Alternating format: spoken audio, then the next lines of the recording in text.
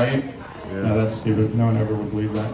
But sometimes they say, like, you know, they work for NASA or those things, or you have like a college fund. You remember that one, sir? Do you remember the college fund that never existed? Fuck that guy.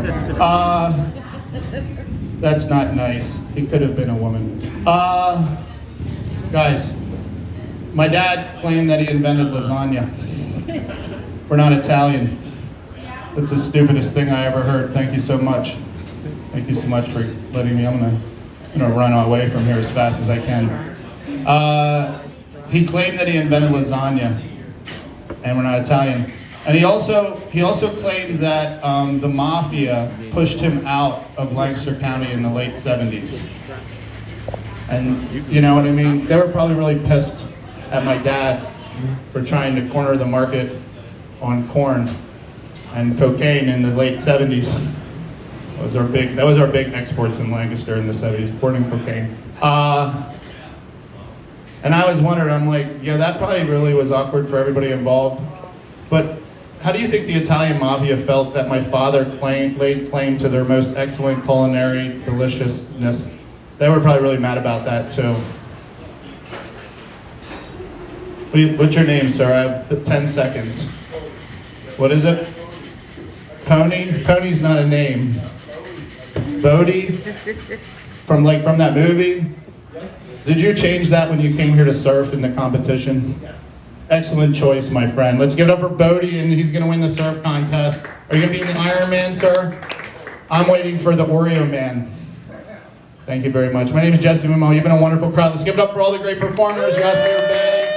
Yeah. Jesse Momo, ladies and gentlemen.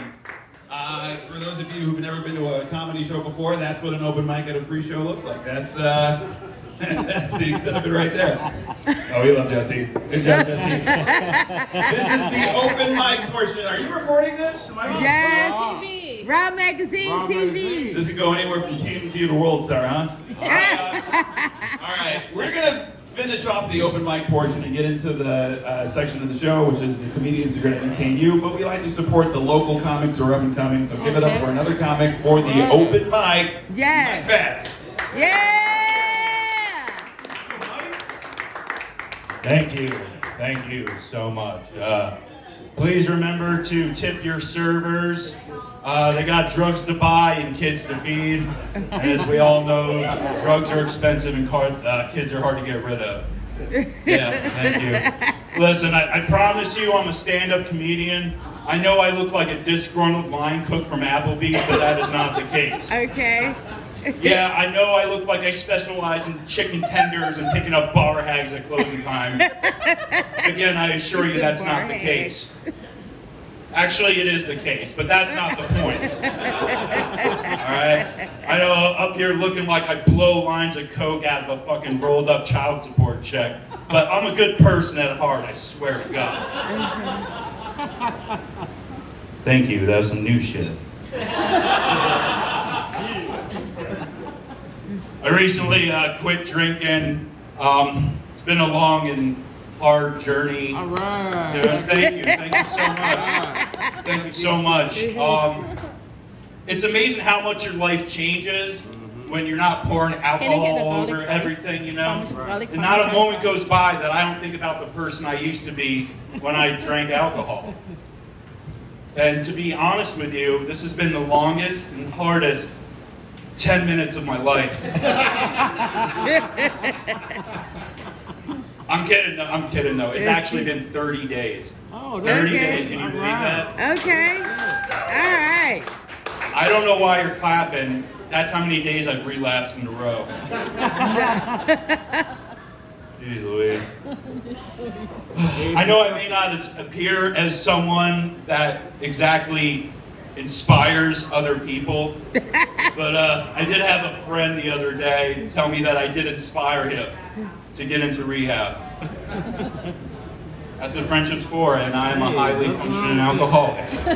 Nothing wrong with it. Probably not a good idea to date me. Women do not accept me. I've made a lot of lesbians, is what I'm saying. I got no game. Last time I hit on a chick, I was like, "Hey girl, want Netflix and chill with a cautionary tale?" It didn't work. I don't know why.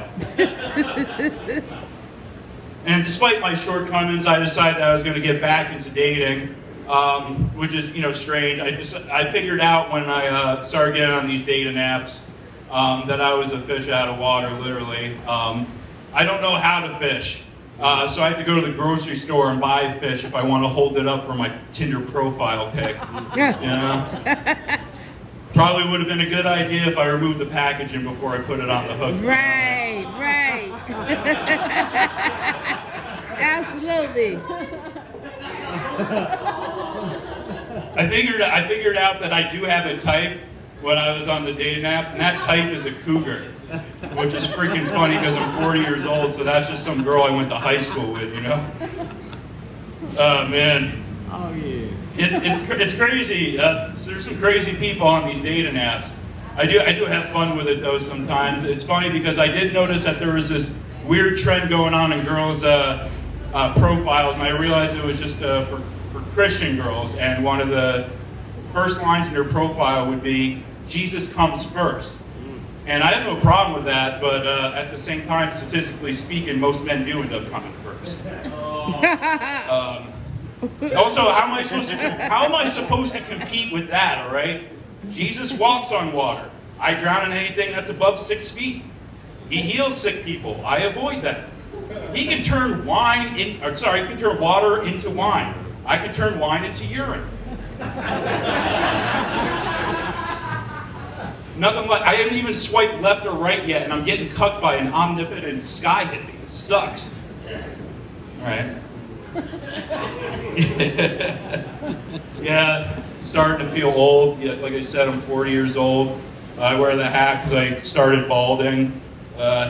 My hairline kept moving backwards. It was like a telescope opening up on Mauna Kea. It was fucked up. Seriously, it kept receding. It was like coastal erosion from the crashing waves of depression. Seriously, I got the fucking hairline of Kua Bay. It sucks. Kua Bay. Seriously, my hairline was retreating from the front of my head faster than Joe Biden from a coherent sentence. Getting older's fine, I guess. Don't understand much. I don't understand what the fuck is going on with rap music anymore. It's like I have to just jut into conversations, pretend like I know what I'm talking about. It's like, hey, have you heard that new track by Lil Peep and Young Jism? Boy, that track certainly is bussin'.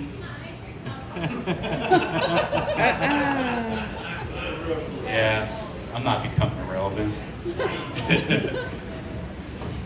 It's okay though.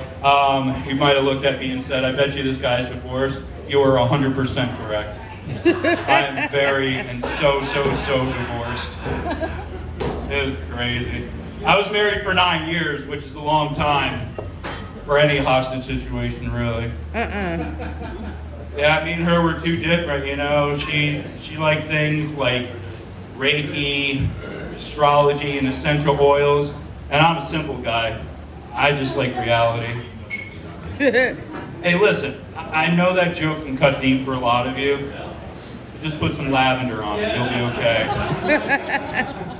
You still didn't laugh at that joke? Meet me in the parking lot later. I got some frankincense for that bruised ego.